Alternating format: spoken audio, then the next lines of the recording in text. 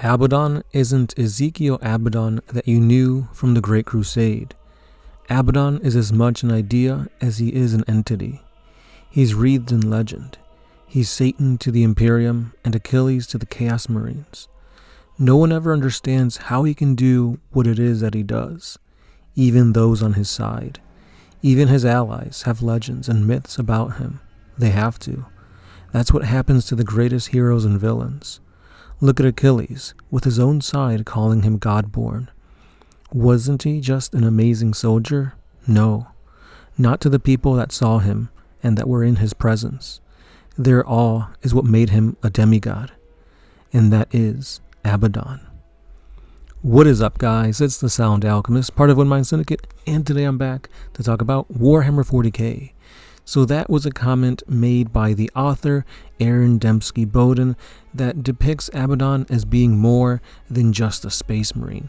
He has been blessed by the 4 Chaos God, he wields the weapon of his Primarch Horus, and he has a demon weapon that is capable of rendering souls regardless of whatever type of defense the enemy puts up. Abaddon has been alive for thousands of years. He's fought pretty much anything the Imperium has thrown at him and survived, and he is currently the Warmaster, the forefront enemy of the Imperium, and nothing has been able to stop him. Now, I know there's a meme about his 13 Black Crusades that have all failed, but it turns out those were just a front. He had secret agendas that he was doing and accomplishing, and at the end of the day, Abaddon is the major villain in 40K when it comes to Chaos versus the Imperium.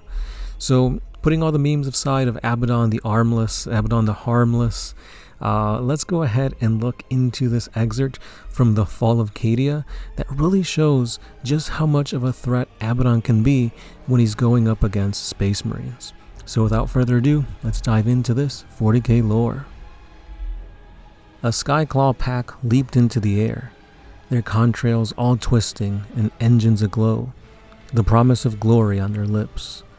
The Havocs diced them in the air with their chain guns, bullets the size of his gauntleted finger shattering the bodies of his warriors so they fell to the deck as carcasses of meat and metal.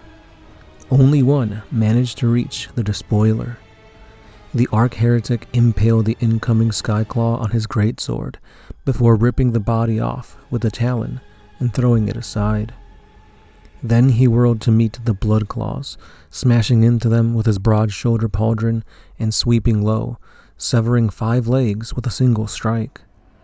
"Leave them to their word," Longtooth said. "Do not let them be slain for nothing." Bloodhowl cut his jump engines, dropped to his ceramite boots. "Assault bolts," he bellowed. "Get in the assault bolts and do not fight them. All who survive alight to the Black Fortress." He leapt down amongst the crowd, grabbing a running guardsman with flamer tanks and shoving him towards the transports. "Board and fire engines, with haste." Already 2 assault boats had lifted, one in panic, its front hatch still open. Those inside scrambled to find a manual override before they breached the hangar and died in the void. Sven Bloodhowl had never run from a fight. He walked instead, shouting, encouraging, letting it be seen that he himself stepped into the assault boats and held the door for those that were close enough. More wanted to get onto the ship, but they could not fit. Behind their matte green helmets, he could see the hulking shoulders and trophy racks of Abaddon approaching, sword keening an unholy hymn from its multitudinous mouths, crimson light bathing his face from within the armor. Then Bloodhowl seized the hatch's interior handle and closed it, yelling over the protesting moans of its stressed hydraulics that it was time to be away. As they lifted, the Wolf Lord got a glimpse of Ezekiel Abaddon in the thick of the fight. Death in armor, demonic energies boiling about him, cutting the life threads of every mortal who came close. He engaged 9 Astartes all at once, from chapters so mixed there was not 2 among them with the same heraldry. One he killed with his demon blade, another he speared through with Horus's talon, then blew the body off with his gauntlet's bolter. On his left, a blood claw with a revving chainsword stepped in past the probing tip of his 12-foot sword and the sea of faces. For a bare instant, it looked as though the young fire howler might land a blow destined to be chanted in the sagas. But the despoiler punched forwards with the hilt of his weapon and rammed the barbed handguard through the bloodclaw's cranium like an awl. When Abaddon swept the sword sideways to parry another blow, he ripped the bloodclaw's head from his neck with a tearing of flesh and stretching of tendons. And in looking, Bloodhowl keened a truth he had never known before. This galaxy was full of those who called themselves war masters, but this was the true master of war. The Astartes stood firm, but their blades broke on him, and he murdered them like livestock before the column of lightning slammed down around him once again, and then he was gone. Yet he must have left something behind. The flight deck of the hangar bay exploded into space with an expanding ball of flame that caused Bloodhowl to think of naught but the fire breather, the great wolf-mauled volcano on Fenris. So here we see instances of Abaddon just being that guy, untouchable to a slew of space marines trying to go for his throat, for his head, for his life, and nobody even came close. Even the space wolf that managed to dodge one of his blows died instantly just a mere second later. And Abaddon wasn't even trying. He was going up against 10 Astartes and he didn't even break a sweat. This just goes to show you just how powerful this guy is, and in retrospect, just how powerful a non-Primarch can be. He's been blessed by the 4 Chaos God. He has the pinnacle of technology in his armor with the Dark Admech that has been bolstering him. He wields his Primarch's weapon, like I said before, and because of this, this guy is untouchable.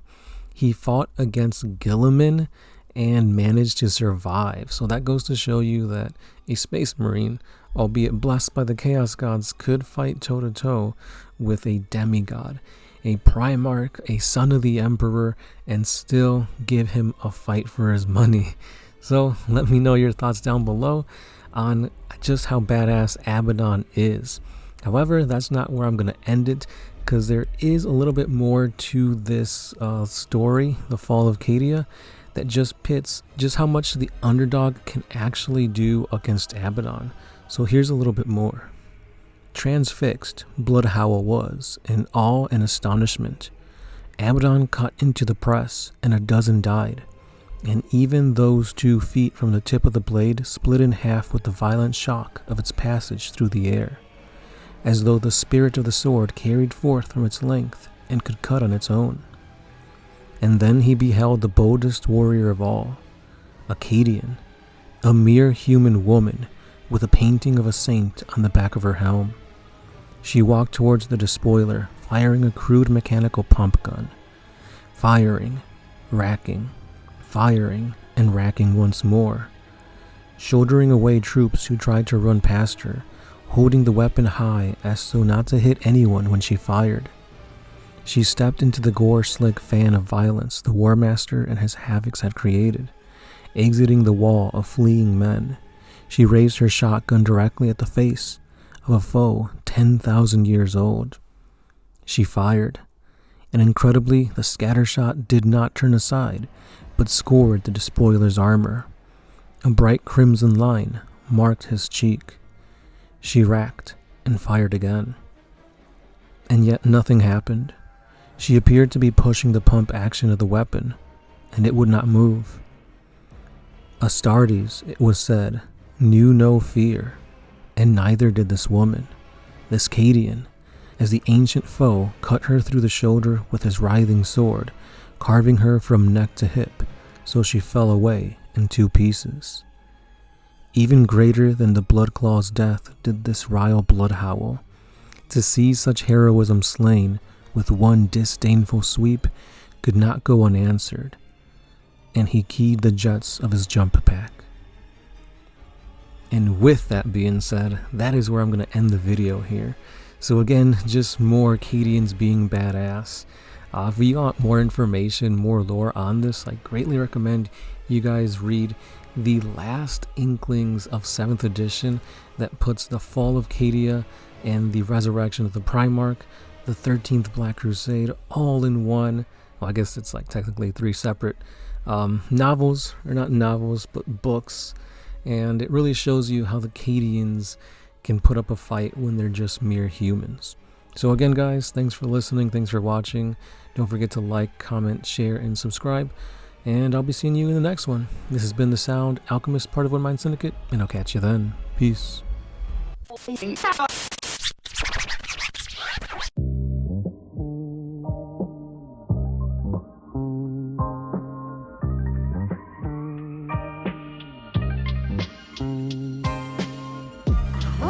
used to put my freedom first in any situation.